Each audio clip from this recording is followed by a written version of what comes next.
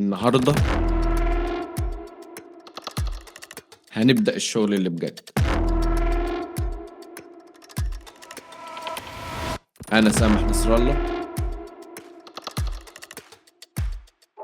وأهلا بيك في تيك هاوس. يلا بينا.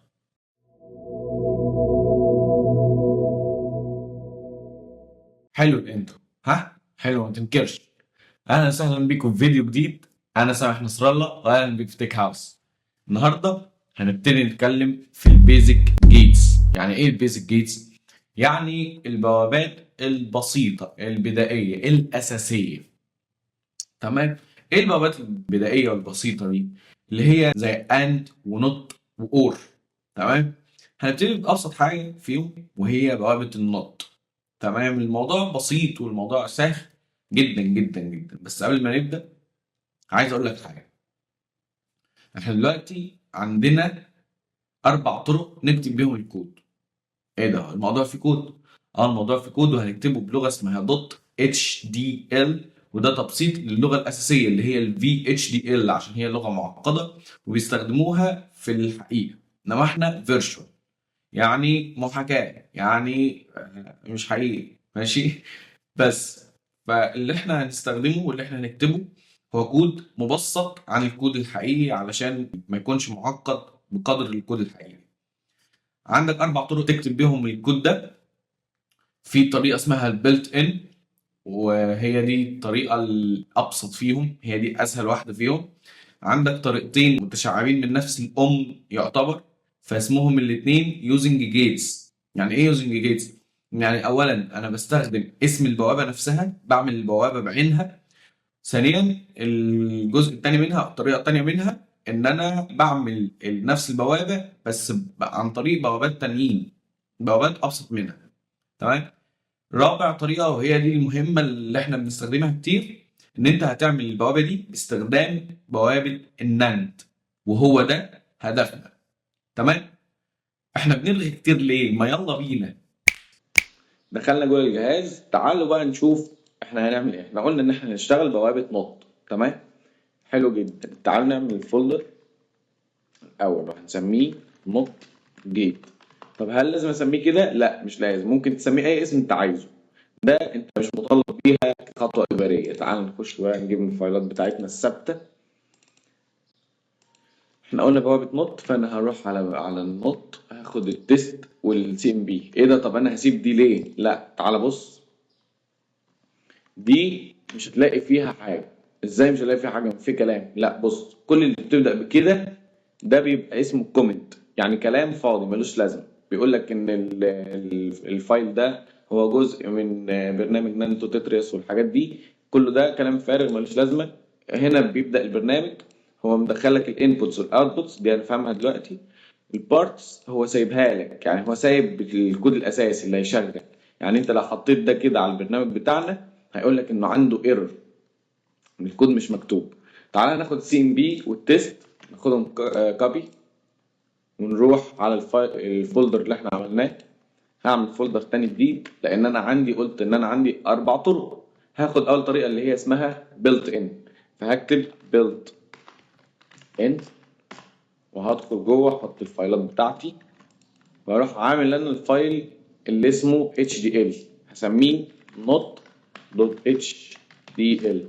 طيب هل لازم يكون اسمه كده؟ لازم يكون اسمه كده. ليه انت بتلزمني بده ليه؟ بص يا سيدي، تعال هنفتح التست. كبر ده. فتحنا التست، فبص بيقول لك ايه؟ load not.htdl، يعني load not.htdl. ايه ده؟ يعني انا بقول له ان انت هتاخد الفايل اللي اسمه not.htdl، هتاخده هو بعينه وهتعمل لي البرنامج اللي فيه، هتشغل البرنامج اللي فيه. طب حلو جدا. لو انا كتبت حاجه هنا غير نوت، هيجي هو يدور على النوت مش هيلاقيها، فهيقول لك ان انت عندك ايرور، فمش هيشغل البرنامج بتاعك. تمام. فانا لازم اسمي ده نوت.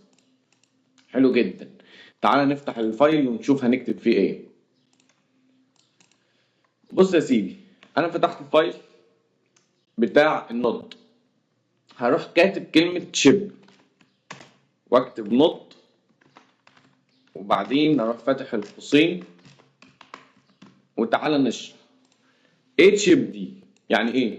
بص، انا دلوقتي بحاكي ان انا بعمل البرنامج اللي هيتحط على الشريحة اللي فيها القطع، اللي فيها القطعة نفسها اللي هتتركب تعمل عمل بوابة نط. يعني الشريحة دي هتبقى عمل بوابة نط، هي دي شغالة كأنها بوابة نط.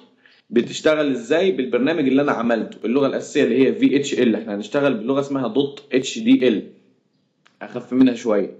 طيب حلو جدا، يبقى انا بعرفه ان الشريحة دي اللي انا بحاكي عملها هتشتغل على بوابة نط، يعني وظيفة الشريحة دي هي بوابة نط. تمام تمام. وبعدين تعالى ندخل جوه البرنامج اكتر.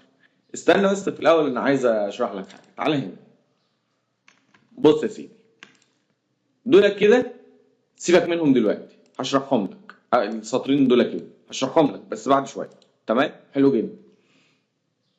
هنا انا بقول له ايه؟ حط لي ان، يعني حط لي المدخل، حط لي المدخل بتاعك بقيمة صفر. ايفل نفذ. تمام. بعد كده طلع لي النتيجة بتاعتك. وبعدين حط لي المدخل بتاعك بقيمة واحد ونفذ الامر.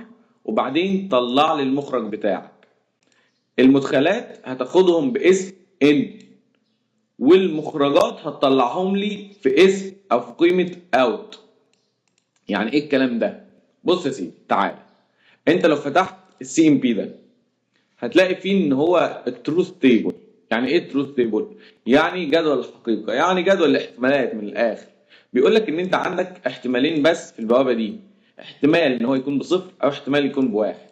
لو هو بصفر النتيجه بتاعتك هتطلع واحد، ولو هو بواحد النتيجه بتاعتك هتطلع صفر، لان احنا اتفقنا ان نوت هي بوابه نفي. يعني انا بنفي باستخدام بوابه نوت، بعكس. تمام حلو جدا. فالمدخل اللي عندي هو بياخده من قيمه ان، والمخرج هو بيطلعها لي في قيمه اوت. الاسماء دي هل هي لازم؟ يعني انا لازم اعمل كده؟ انا لازم اقول له ان واوت اوت. هل لازم اكتب كده؟ ليه؟ ايه معنى ده؟ بص يا سيدي، الان كابيتال دي بقول له ان المدخلات اللي انت هتاخدها مني هتاخدها من الفاليو بتاع الفاريبل ان، بتاع المتغير ان. طب هو هيجيب القيم بتاع متغير ان دي منين اصلا؟ هيجيبها من ملف التست. بص، انا بقول له ان حط لي قيمه الان بصفر، حط لي قيمه الان بواحد. تمام حلو جدا. الاوتبوت بقول له ان انت هتطلع الاوتبوت بتاعك هتحطه في الفاليو بتاعه الاوت.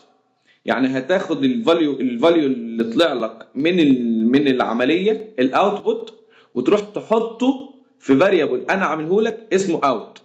طبعا مش انا اللي عامله، هو الملف الشركه نفسها هي اللي عاملاه. تمام. وحتى بيقول لك هنا ان هو هيستخدم اوت اهو. تمام. لو انت عايز تغير الان او الاوت بتغير الان دي والان دي والان دي، وتروح على الملف الثاني تغير الان دي وتغير كل الان اللي في الموضوع. ولو انت عايز تغير الاسم الاوت هتغيره، بس انا ما بفضلش كده، انا بفضل تشتغل باللي هو مديهولك جاهز. تمام حلو جدا. بعدين احنا الطريقه الاولى بنقول ايه؟ بنقول built in. يعني ايه built in؟ يعني البوابه اللي انا هستخدمها دي هي اصلا مبنيه في النظام. يعني النظام هم البروجرامرز بانيين البوابه دي قبل كده جواه وجاهزه، جاهزه تشتغل على طول. فانا هنادي عليها، هقول له بص يا سيدي، انت عندك بوابه مبنيه قبل كده اسمها نوت. فمبنيه قبل كده يعني ايه؟ يعني built in. انت عندك بوابه مبنيه جوه الجهاز قبل كده، جوه النظام قبل كده، اسمها نوت. واروح قافل كده واسيب. انا كده خلصت البرنامج بتاعي. تعالوا نفتح النانتو تترس ونشوف الموضوع هيمشي ازاي. تمام.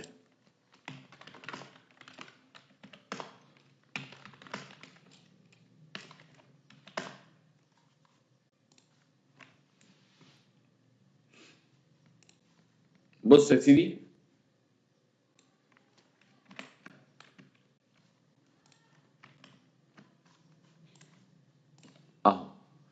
هاجي هنا كده في مكان الملفات اللي انا عملتها، هخش عليها نوت جيت بيلت ان واختار الملف اللي انا لسه عامله. بيقول لك هنا ان في ايرور.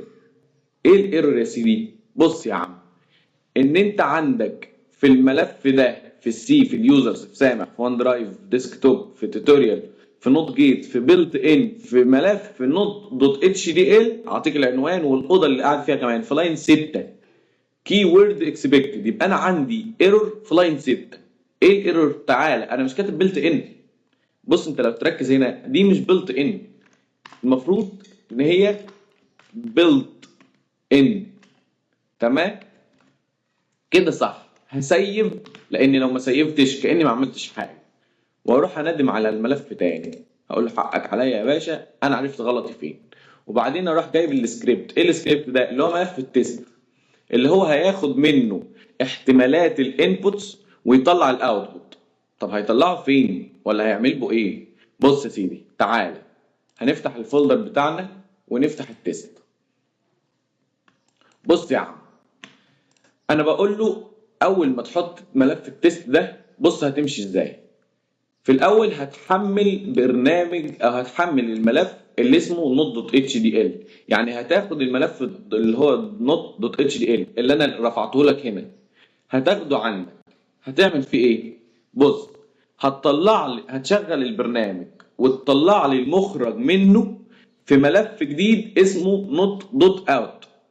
طب وبعد ما اطلع لك المخرجات من البرنامج اللي انا عملته ده في ملف، هعمل بيه ايه؟ هقول لك هتاخد الملف ده وهتقارنه compare to، هتقارنه بملف اسمه not.cmp اللي هو الملف الثاني. طب ليه هقارنه؟ not.cmp ده هو اللي فيه القيم الحقيقية، القيم الصحيحة. فلو انا طلعت قيم غلط في الملف اللي اسمه not.out، هيقول لك ان انت عندك ايرور في البرنامج. لكن لو طلع نفس النتيجه ما بين not.out اللي هو طلع من نتيجه البرنامج بتاعي، او not.cmp اللي هو طلع اللي هو طالع اصلا ان دي الاجابات الصحيحه او المخرجات الصحيحه، كده انا صح والبرنامج بتاعي تمام، وهيقول لك ان انت ماشي صح. تمام، حلو جدا. تعال نشتغل. هشغل البرنامج. شغلنا البرنامج وعمل حاجة حلوة جدا، ظهر لي الملف ده. ايه الملف ده؟ افتحه كده، اوت. ايه ده؟ ده نفس الملف ده. بص، نفس كل حاجة. يعني ايه؟ يعني النتيجة اللي طلعت من البرنامج بتاعي صح، وبعد ما اتقارنت بالنتيجة الأصلية الصحيحة قال لي هنا end of script. احنا وصلنا لنهاية السكريبت، وصلنا لنهاية ملف التست، مفيش أوامر تانية نعملها. comparison ended successfully، يعني المقارنة طلعت صحيحة، انت عملت صح. ممكن تظهر النتائج بتاعتك هنا في الحتة دي لو انت عايز، هتشيل سكريبت وهتحط اوتبوت اهو طلعت لك كده. تمام، دي اول طريقة. تعالى يا باشا نروح على الطريقة التانية. هعمل كده وهقول له نوت جيت 1،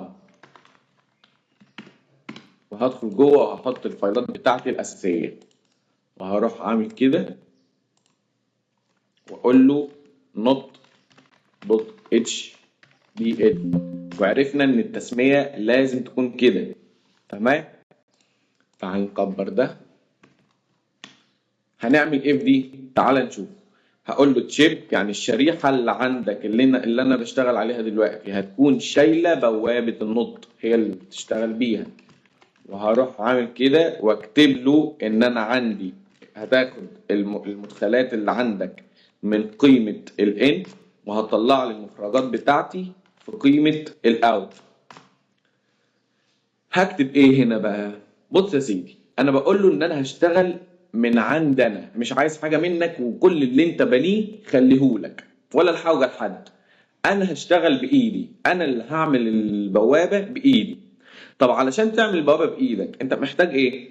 انت محتاج حاجة اسمها اجزاء. يعني انت محتاج السلك، جزء السلك، محتاج جزء الشريحة نفسها، محتاج جزء التوصيلات، محتاج جزء اللحامات، محتاج جزء الكنترولرز. كل ده انت محتاجه، فهي اجزاء. فهكتب له ان انا هستخدم اجزاء. ثواني، لازم تكون كلها كابيتال. هكتب له انها كلها اجزاء. حلو جدا. الاجزاء دي بقى ايه؟ هي بوابه النط. تعالى كده اكتب نط.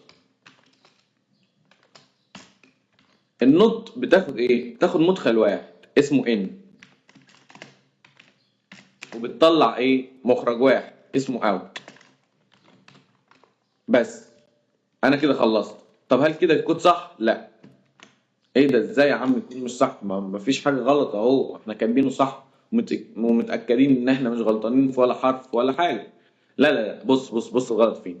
انا دلوقتي عندي هنا نوت، لو تلاحظ ان دي نفس حروف دي، فهو بالنسبه له لما هيمشي هنا هيلاقي دي بوابه نوت، فهيمشي فيها هيجي هنا هيلاقي فيه بوابه نوت تانية.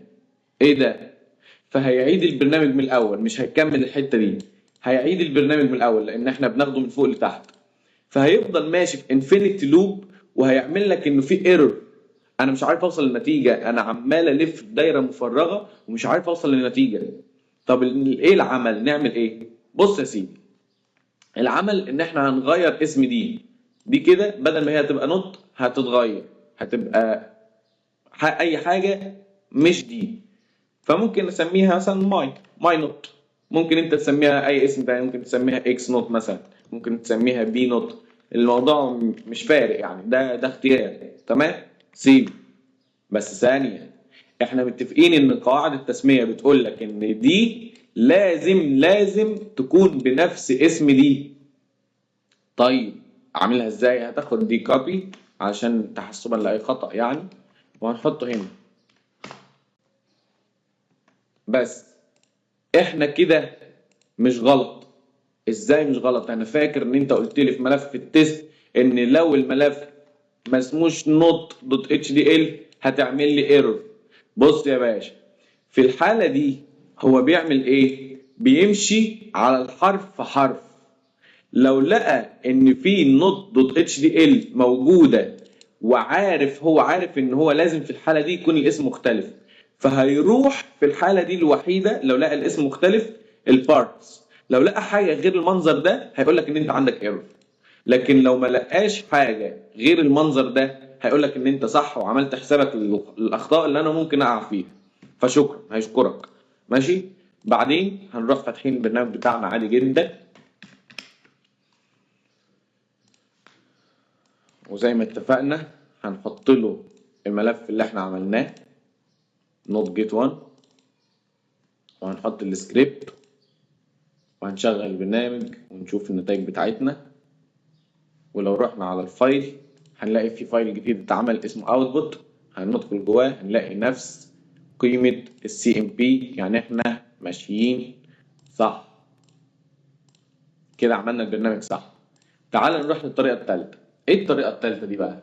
بص يا سيدي، انا هنا بسأل نفسي سؤال: هل في بوابة تانية ابسط من البوابة اللي اسمها نوت دي ينفع اعبر بيها عنها؟ يعني مثلا انا عندي بوابه ناند بعرف اعبر عنها ببوابه اند ونوت. انا دلوقتي عندي بوابه نوت، هل في حاجه ابسط منها اعرف اعبر بيها عنها؟ لا للاسف مفيش. لا دي مش للاسف، ده حاجه حلوه. ليه؟ لان انا فتحت من طريقه كده، مفيش طريقه. اللي هنخش على الطريقه الرابعه على طول، وهي دي اصلا اساس شغلنا. ايه الطريقه الرابعه دي؟ اللي هي يوزنج ناند. فهعمل كده، اقول له نوت يوزنج ناند.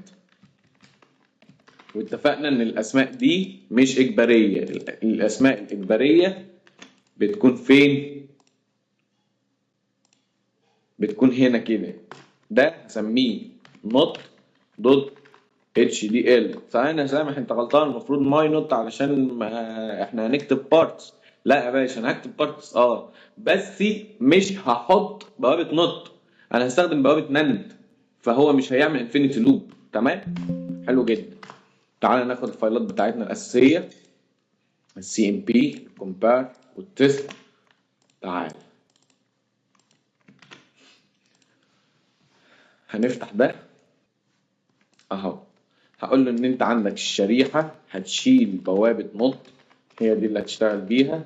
وعندك الانبوتس هتاخد قيمهم من الفاريبل ان، والاوتبوتس هتحط لي قيمهم في الفاريبل اوت. والبارتس اللي هنشتغل بيها هي دي اللي انا هقول لك عليها. parts. هشتغل بايه انا؟ ببوابة ناند. لو انت فاكر ان احنا في الفيديو الاول نزلنا برنامج اسمه لوجيك بي، تمام؟ ده وظيفته ايه؟ تعالى هنعرف دلوقتي. continue trial close. تمام. انا عندي بوابة ايه؟ بوابة نوت. هاتها. هحط اللمبة هنا وهحط المفتاح بتاعي، هوصل ببعض منورة. يبقى في حالة ان انا اعطيلك صفر هتطلع لي واحد. طب لو انا اعطيتك واحد هتطلع لي صفر. ازاي اعبر عن نفس النتيجة دي ببوابة الناند بقى؟ انا عندي اصلا المفتاح هحطه هنا، وصلته نفس التوصيلات، وهحط لمبة جديدة عشان اعرف اميز المخرجات. لو انا عملت حركة واحدة هنا عملت نفس التغيير يبقى انا كده ماشي صح. ازاي؟ انا حاطط هنا واحد وفي الحالة دي محدش منور. طب لو حطيت صفر كلهم نوروا كده انا ماشي صح. يبقى انا هستخدم بوابة ناند واحدة. هدخل في المدخلين بتوعها مدخل قيمته واحدة. يعني ايه؟ بص يا سيدي، انا هخلي بوابة الناند اللي بتاخد قيمتين هدخل لها نفس القيمتين، يعني كأني دخلت لها قيمة صفر وقيمة صفر تانية، او قيمة واحد وقيمة واحد تانية. مش هدخل لها واحد وصفر. انا مش عايز الاستخدام الطبيعي ليها. انا هستخدمها على اساس انها بوابة نقط لان فيها نقطة نفي. حلو حلو. تعال نكتب الكود. اقول له بوابة ناند هي اللي انا اشتغل بيها. بوابة ناند بتاخد كم مدخل؟ اتنين. فالاول اسمه A والتاني اسمه B، والمخرج بتاعنا ده دايما ثابت اسمه اوت. واقول لك على ملاحظة، ما ينفعش يكون النتيجة النهائية في اوتبوت في حاجة في فاريبل غير الاوت ده. لازم النتيجة النهائية يبقى اسمها اوت. تمام؟ تمام. انا دلوقتي عندي الانبوت بتاعت بوابة نوت واحد بس. يبقى انا هخلي كل الانبوتس بتاعت بوابة ناند واحد بس، قيمته واحدة اللي هياخده من ان. فاقول له ان وان. فهو كده هياخد قيمة ان يحطها في المدخل الاول وفي المدخل الثاني، وبعدين النتيجة هيحطها لي فين؟ في الاوت. تعال نشغل البرنامج. ديسكتوب توتوريال نوت جيت يوزنج ناند. فتح. تمام تمام مفيش مشاكل. افتح التست، شغل البرنامج. كده انت صح وتمام التمام والحمد لله على السلامة يا كبير. كده يا باشا انت خلصت بوابة نوت. تمام. وفهمت الملفات الاوت والسي ام بي والتست بيعملوا ايه ولازمتهم ايه. تعال نراجع الملف ده مرة كمان.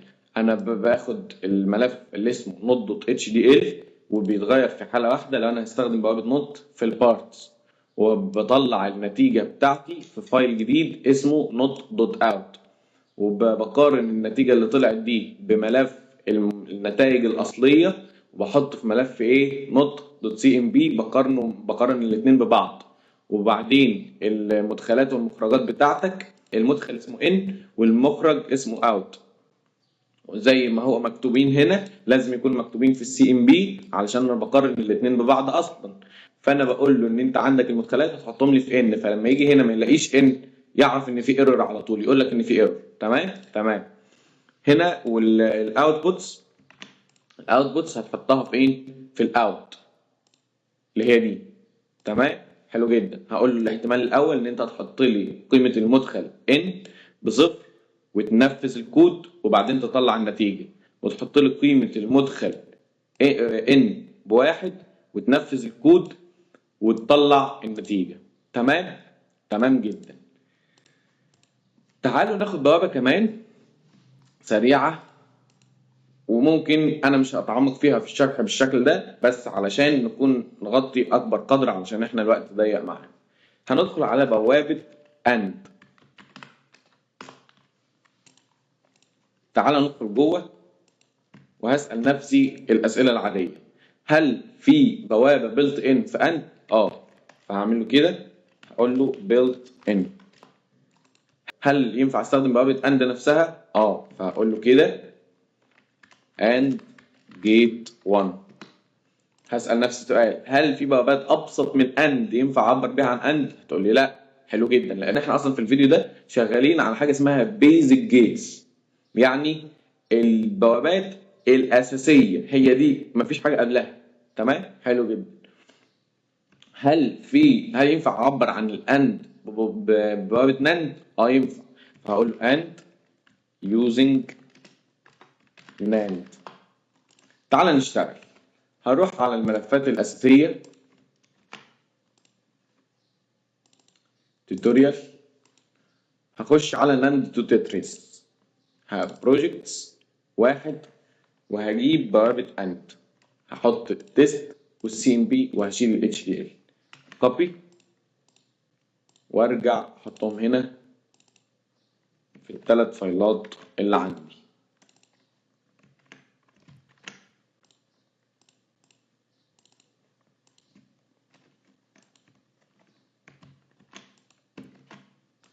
تمام، حلو جدا. هبدأ بإيه؟ بالبلت إن، أبسط واحدة. نيو تكست دوكيمنت، أقول له أند، ولازم لازم لازم الأول حرف يكون كابيتال والباقي سمول. HTML. تعالى في الأول قبل ما نفتح نشوف الدنيا بتقول إيه هنا. نقفل دول. أنا عندي 4 احتمالات، 2 مدخلات ومخرج واحد. تمام، الواضح من عندي ان دي بوابه اند معروفه. تمام، تعال بقى نشوف التست ماشي ازاي. التست بيقول لك ان هو هيجيب الملف اللي اسمه and.hdl، هيطلع النتيجه بتاعه البرنامج ده لما يشتغل في فايل اسمه and.out، وهيقارن النتيجه دي بالنتائج اللي موجوده في الفايل اللي اسمه and.cmp اللي هو ده. هيقارن دي النتائج الصحيحه، هيقارن النتائج اللي طلعت بيها، والمدخلات بتاعتك هياخدها من الفاريبل A و B، والمخرج بتاعك هتحطه في out. تمام، ودي عندك الاحتمالات. حط لي المدخل الاول 0 والمدخل الثاني 0، نفذ الكود وطلع النتيجه. المدخل الاول 0 والمدخل الثاني 1، ونفذ الكود وطلع النتيجه. المدخل الاول 1 والمدخل الثاني 0، نفذ الكود طلع النتيجه. المدخل الاول 1 والمدخل الثاني 1، نفذ الكود وطلع النتيجه، وهو كده خلص التست. تمام، تعال احنا بقى نخلص ال HDL.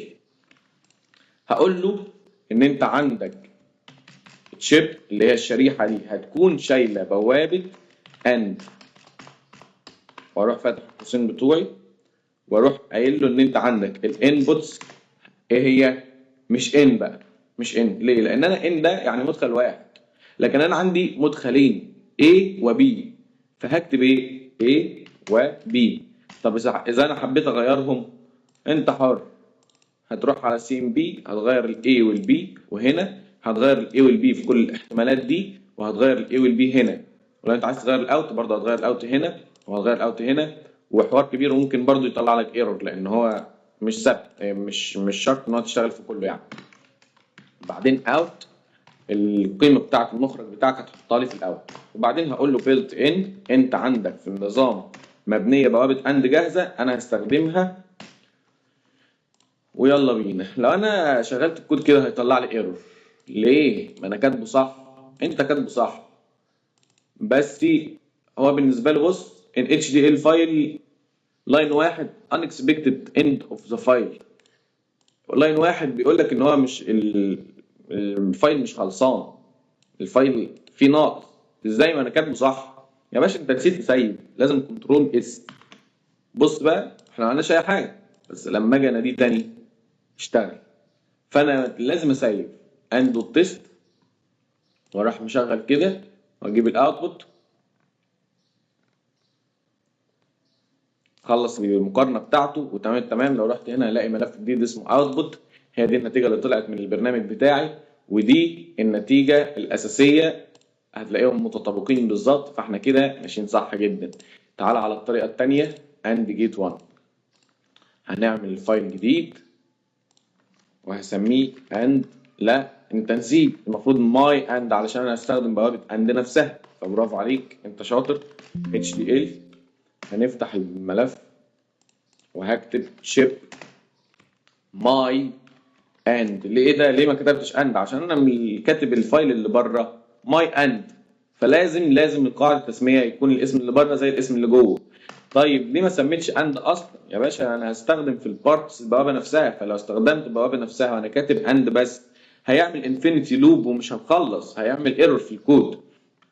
فهروح قايل له ان انت عندك المدخلات هتاخدهم من قيمه A و B، والمخرجات هتطلعهم في قيمه الاوت، والبارتس اللي هي الاجزاء بتاعتك اللي انت هتشتغل عليها هي بوابه الاند نفسها. الاند بتاخد ايه؟ مدخلين ومخرج، فA هياخد A والB هياخد B والاوتبوت هيطلع في الاوتبوت. هل انا كده صح؟ لا، لازم اسيب. وبعدين اروح على البرنامج بتاعي واقول له ان انا عندي بوابه اند جيت ماي اند لود التست او السكريبت، شغل برنامج اوتبوت 00011011. تمام، حلو جدا كده. الملف ده شغال حلو وتمام التمام. تعالى بقى نروح على اخر حاجه عندنا النهارده، ملف الناند. هقول له and HDL. طبعا مش هقول ماي اند علشان انا اصلا مش هستخدم بوابه الاند نفسها، فهقول له ان الشريحه اللي عندك هي شايله بوابه اند وهي دي اللي احنا هنشتغل عليها. وهقول لك ان المدخلات اللي بتاعتك هتاخدها مني في الفاريبلز، في الفاليو بتاعت الفاريبلز اللي هم A و B، والاوتبوت بتاعك هتطلعه لي في الاوت، والبارتس اللي هتستخدمها يعني الاجزاء هي بوابه الناند. هنا بقى بدايه الشغل بتاعنا. لو انا بوابه واحده بس ناند انا نفيت، فانا استخدمت بوابه ناند كنفي، فكاني استخدمتها بوابه نطق. تعالى يا باشا نشوف نعبر عن بوابه الاند بالناند ازاي. هي دي فايده البرنامج ده. انا دلوقتي عندي بوابه اند، فين الاند اهي، جبنا بوابه الاند وطلعنا المخرج بتاعنا، وادي المدخلين الاي والبي. ولو انا عملت 1 وصفر هيطلع لي صفر، ولو انا عملت 1 وواحد هيطلع لي قيمه الاوتبوت بتاعي 1. تمام، حلو جدا. عندك بوابه الناند هي بتعكس كل المخرجات بتاعه الناند، يعني كل مخرج من الناند نفس القيم بتاعه الانبوتس اللي طلعت المخرج ده هي بتطلع عكس النتيجه. يعني ايه؟ بوابه الناند هي عكس بوابه الاند. طب لو انا عايز بوابه الاند من الناند هعكس العكس، هنفي النفي. تمام، تمام جدا. فهروح فهجيب المخرج بتاعي ده اللي انا هعرف منه اذا كنت ماشي صح ولا غلط، وبعدين ادخل نفس المدخلين بتوعي في الفاريبلز بتاعت بوابه الناند. حلو جدا، تمام. انا دلوقتي المفروض ان انا لما بحط قيمه في اي مدخل من المدخلين هطلع نفس النتيجه في الاثنين. ده اللي انا عايزه، دي النتيجه اللي انا عايز اوصل لها. بس لو تلاحظ هنا ان انا عندي هنا منفي، يعني انا هنا وانا طافي دول في واحده منوره وواحده مطفيه، وانا مش عايز كده. انا عايز لما نفس المدخلات تكون في حاله واحده يكون نفس المخرجات في حاله واحده. تمام، تمام. فتعالى نشوف هنعمل ايه. انا عندي بوابه الناند هي بوابه نفي اصلا، فانا عايز انفي النفي. فلما انفي النفي ارجع للاصل اللي هو ايه الاصل؟ اللي هو بوابه الاند. فتعالى بقى نشوف لو حطينا المخرجات كده المفروض هيطلع لي نفس النتيجه.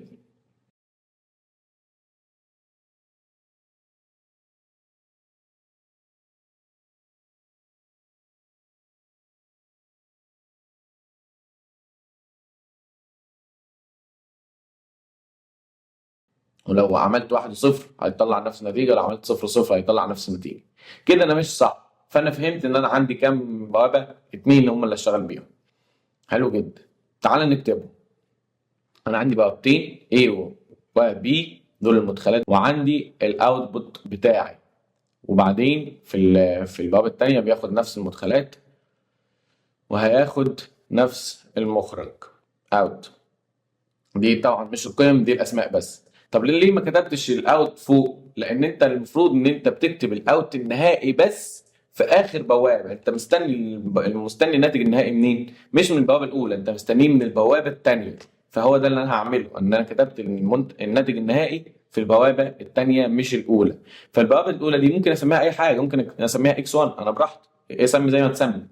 المدخل الاول هيكون A، والمدخل الثاني هياخد قيمته من B. تمام، حلو جدا. البوابه الثانيه بقى دي هجيب المدخلات بتاعتها منين؟ بص يا سيدي، المدخل الاول هياخد قيمه المخرج اللي طالع من البوابه الاولى.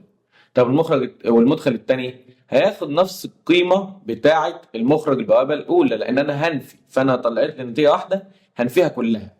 وبعدين اسيف واروح اجيب الملف بتاعي من الملفات اللي انا مسيفه فيها، فاند يوزنج ناند اند. تمام، واستدعي السكريبت واشغل البرنامج بتاعي، اشوف الاوتبوت. تمام، طلع لي النتيجة صحيحة و100% ومش غلط. لحد هنا احنا خلصنا. انت كده عرفت فايدة الملف اللي اسمه CMP وفايدة ملف التست وازاي بنستخدمهم وازاي ممكن اعدل فيهم، وفهمت بصورة عميقة ازاي الموضوع ده بيشتغل. المرة الجاية هناخد بوابة الأور، وهنبدأ معاها حاجة اسمها Universal Gates، وده مستوى أعمق شوية من البيزك جيتس، وهندوس شوية في حتت أعمق وأقوى. تمام؟ تمام. ما تنساش اللايك وسبسكرايب لو أنت عايز محتوى شرح زي كده يوصل لك أول بأول. لو أنت عندك سؤال هكون مبسوط وأنا برد عليك في الكومنتس. مبسوط جدا إني كنت معاك الوقت ده. مع السلامة.